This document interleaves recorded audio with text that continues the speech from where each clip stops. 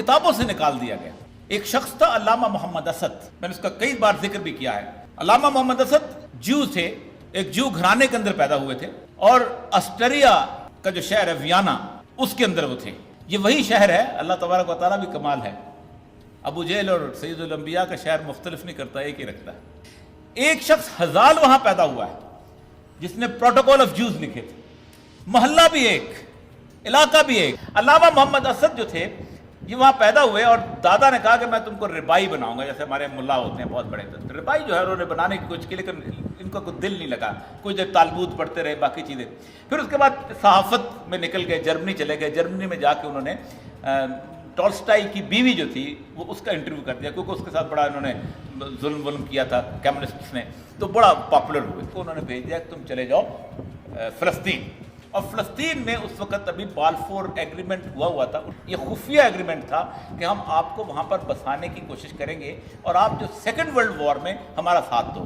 تو اس وقت یہودی آباد کار وہاں آباد ہو رہے تھے، تو یہ بھی ایک یہودی بچہ جو تھا یہ وہاں چلا گیا۔ وہاں فرائڈ کا ایک شاگرد تھا، اس کے گھر میں رہنے لگا۔ وہاں جا کے اس نے دیکھا کہ عربوں کے ساتھ بڑا ظلم ہو رہا ہے، تو انہوں نے وہاں عربی پڑھنی شروع کی، اور اس پہ قرآن ان کے ہاتھ میں آ گیا۔ اللہ تعالیٰ جس کو ہدایت دے کہیں بھی دے سکتا ہے۔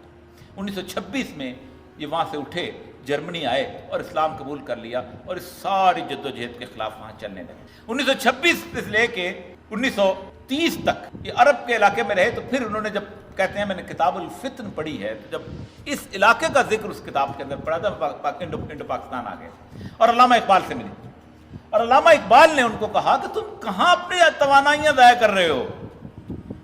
وہ تو مصری ہیں، وہ تو عراقی ہیں، یہاں کچھ اور ہونے والا ہے۔ تو علامہ اسد جہاں رہ گئے، جب یہاں رہے ہیں وہاں پر، تو اس دوران سیکنڈ ورلڈ وار شروع ہو گئی۔ سیکنڈ ورلڈ وار کے دوران انگریزوں نے ان کو جرمن جاسوس سمجھ کے گرفتار کر لیا۔ اس میں کمال واقعہ آپ سب لوگوں کے لیے کہ کتنے خوش قسمت ہیں آپ لوگ کہ ایک باہر کا آیا ہوا آدمی اس دھرتی کو کتنا مقدس اور محترم سمجھتا ہے۔ گرفتار کر لیا، سارے جرمن تھے دوسرے، تو 4-5 مسلمان جو محافظ تھے، گارڈ تھے، انہوں نے کہا علامہ صاحب، اسد صاحب، آپ مسلمان ہو، ان میں آپ نماز پڑھتے ہو، ہم آپ کو بھگا لیتے ہیں، آپ بھاگیں اور اپنے ملک واپس چلے جائیں، تو تم اس علاقے کو چھوڑ دو، ہم تم نکال دیتے ہیں۔ علامہ اسد کا جواب کمال ہے جو اپنی بایوگرافی میں لکھتے ہیں۔ اس نے کہا تم مجھے اس سرزمین سے دور کرنا چاہتے ہو کہ جس سرزمین پر آخری مارکا حق کو باطل ہونے والا، میں تو انتظار کر رہا ہوں اس ملک کا جو یہاں وجود میں آنے والا ہے، مجھے رہنے دو قید میں۔ 6 سال وہ شخص قید میں رہا ہے۔ قید کی بعد رہائی جب ہوئی ہے تو اس نے سب سے پہلے 1946 میں اپنا رسالہ عرفات نکالا ہے، اور جو لوگ کہتے ہیں کہ یہ نعرہ بعد میں لگا تھا، عرفات کی کاپیاں نکال کے دیکھیں جو کہ جلا دی گئی تھی، اس کا بھی بڑا کمال واقعہ ہے۔ عرفات کے اندر ایک مضمون ہوتا تھا مستقل، وٹ پاکستان مینز۔ اگر کسی کو انگریزی نہیں آتی تو میں ڈکشنری تحفے میں دینے کو تیار ہوں گا، اس کا مطلب کیا ہے کہ پاکستان کا مطلب کیا، اور آخر میں وہ لکھتے تھے لا الہ الا اللہ۔ جب پاکستان بنا ہے 14 اگست کے 3 دن بعد قائد اعظم محمد علی جناح، کیونکہ میرا یہ ایمان ہے کہ یہ ملک اللہ نے بنایا تھا، اور قائد اعظم محمد علی جناح کو توفیق عطا فرمائی تھی کہ وہ ملک بنائے، وہ اللہ کسی اور کو بھی دے سکتا تھا، یہ اللہ قائد اعظم کی خوش قسمتی تھی کہ اللہ تعالیٰ نے ان کو توفیق عطا فرمائی۔ قائد اعظم محمد علی جناح نے علامہ اسد کو پاکستان میں پہلا ایک محکمہ بنا کے دیا۔ اس سے پہلے سب محکمے انگریزوں کے تھے، اریگیشن انگریزوں کا، اس کے بعد ایگریکلچر انگریزوں کا، ایجوکیشن انگریزوں کا، ہیلتھ انگریزوں کا، ہوم انگریزوں کا، تمام انگریزوں کے محکمے تھے۔ واحد محکمہ جو قائد اعظم نے اپنی زندگی میں ایک ہی محکمہ بنایا، اس کا نام تھا ڈپارٹمنٹ آف اسلامک ریکنسٹرکشن، اور اس کا سربراہ تھا علامہ محمد اسد۔ 4 ذمہ داریاں دی گئیں اس شخص کو۔ نمبر 1، پاکستان کا قانون اسلامی ڈھانچے کے اندر ڈالنا ہے، آئین پاکستان کا اسلامک کانسٹیٹیوشن ڈرافٹ کرنا ہے۔ نمبر 2، پاکستان کا اسلامک اکنامک سسٹم آپ نے ڈرافٹ کرنا ہے۔ نمبر 3، پاکستان کے اندر اسلامی نصاب تعلیم جو ہے اس کو متعین کرنا ہے۔ اور نمبر 4 یہ ہے کہ پاکستان کے جو عشر اور زکوٰۃ کے جو قوانین ہیں ان کو مرتب کرنا ہے۔ یہ 4 قوانین بناتے ہوئے علامہ محمد کہتے ہیں کہ میں نے کام شروع کیا اسی سیکرٹیریٹ کے باہر جہاں بورڈ آف ریونیو کا دفتر ہے، وہاں ان کا دفتر تھا۔ انہوں نے چیزیں مرتب کی اور اپنی 2 سفارشات لے کے چلے گئے لیاقت علی خان صاحب کے پاس، وزیر اعظم تھے اس وقت۔ لیاقت علی خان کے پاس جب وہ سفارشات لے کے گئے، اب یہ میرے جیسا بیوروکریٹ، اس ملک کے اندر تباہی کی 90% ذمہ داری جو ہے میں بیوروکریٹس پہ دیتا ہوں۔ ہمارا سیاستدان جو ہے نا وہ تو بیوقوف کا بچہ، اس کو تو فائل پڑھنی نہیں آتی۔ ہمارے جرنیل کو 5 سال لگتے ہیں جا کے کہیں سرکار کا پتہ کرنے کے لیے، اور جب اس کو سرکار کا پتہ چلتا ہے اس وقت تک ان کے ہاتھ میں کھیل چکا ہوتا ہے۔ 2 سفارشات دیں، انہوں نے کہا دیکھو اس ملک میں اگر آپ نے واقعی خالصتاً اسلامی تعلیم کے حساب سے یا اسلامی مملکت کو بنانا ہے تو آپ سارے جتنے بھی مدرسے ہیں 2 سال کے لیے بند کر دیں، کیونکہ ایک لمحہ بھی اگر یہ لوگ ان سکولوں میں گئے تو وہ آپ کو ڈاؤن سلائڈ کی طرف لے کے جائے گا۔ جب تک ہمیں مکمل طور پر ایک اسلام کا نصاب تعلیم نہیں بناتے، یہ بچے گلی ڈنڈا کھیلیں، کرکٹ کھیلیں، ہمیں کوئی پرواہ نہیں، ضائع نہیں ہوں۔ اور دوسری سفارش کہ جن لوگوں کو انگریز نے یہاں پر جائیدادیں عطا کی ہیں خاص مقاصد کو دینے کے لیے، وہ آئندہ جب بھی اس ملک کے اندر کوئی مسئلہ ہوگا سب سے پہلے وہ آپ کے سامنے کھڑے ہوں گے، ان سے ساری جائیدادیں واپس لے لیجیے۔ یہ 2 سفارشات تھیں اور نظام تعلیم مرتب کیا اس کے اوپر۔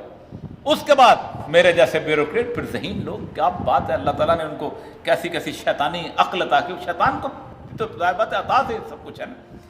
تو انہوں نے کہا کہ علامہ صاحب آپ عربی جانتے ہیں، ایک بہت بڑا نام ہے جس کو ہم سر ظفر اللہ، اس کے بارے میں علامہ اسد نے اپنے کتاب میں لکھا ہے کہ اس قادیانی کی مجھے سمجھ نہیں آتی تھی کہ اس شخص کو پاکستان کے ساتھ قد اور دشمنی کیا ہے کہ جب بھی کوئی اس طرح کی صورتحال ہوتی تھی یہ میرے خلاف ہو جاتا تھا۔ سر ظفر اللہ نے ایک نوٹ پیش کیا کہ یہ بندہ بڑا زبردست ہے، اس کو عربی بھی آتی ہے، یہ انگریز بھی ہے اور اس کو سعودی خاندان کے ساتھ بھی اس کے تعلقات ہیں اور یہ مصر میں بھی رہا ہے، تو اس کو ہم اتحاد بین المسلمین کا داعی بنا کر ہم فارن آفس میں رکھ لیں۔ And Allama Asad was appointed as director general Middle East affair in foreign service. Allama کہتا ہے میں نے رات روتے ہوئے گزاری ہے اس دن کہ میرے ساتھ ہو کیا کہا ہے۔ اس نے وہ ایمز اینڈ آبجیکٹیوز وہ جو لکھے تھے، کمال کی بات ہے، اس دن وہ چلے گئے، وہاں گئے ہیں اور اپنا پورا دورہ مرتب کیا ہے۔ جس دن وہ شخص یہاں سے روانہ ہو کے پہلی فلائٹ لے کے مصر پہنچا ہے، اس کے اگلے دن ڈپارٹمنٹ آف اسلامک ریکنسٹرکشن کے اندر اچانک شارٹ سرکٹنگ ہوتی ہے اور آگ لگ جاتی ہے، وہ سارا ریکارڈ جلا دیا جاتا ہے۔ یہ ہے اس ملک کی بدقسمتی۔ ایک جگہ بھی اس لیے کہ وہ لنک تھا جو ثابت کرتا تھا کہ قائد اعظم سیکولر نہیں تھا، جو واحد لنک تھا جو بتاتا تھا کہ یہ ملک جو ہے خالصتاً اللہ کے رسول کے نام پہ بنا تھا اور اللہ کا قانون نافذ ہونا تھا۔ جس شخص نے بری ترین حالت میں 1 جولائی 1948 کو 3rd ڈگری ٹی بی تھی، اسٹیٹ بینک کے اندر کھڑے ہو کے 4 فگریں پڑھ لیجئے گا، آپ حیران ہوں گے کہ ہمارے کسی مولوی میں آج تک ضرورت نہیں ہوئی جو اس بندے نے اس وقت کہی۔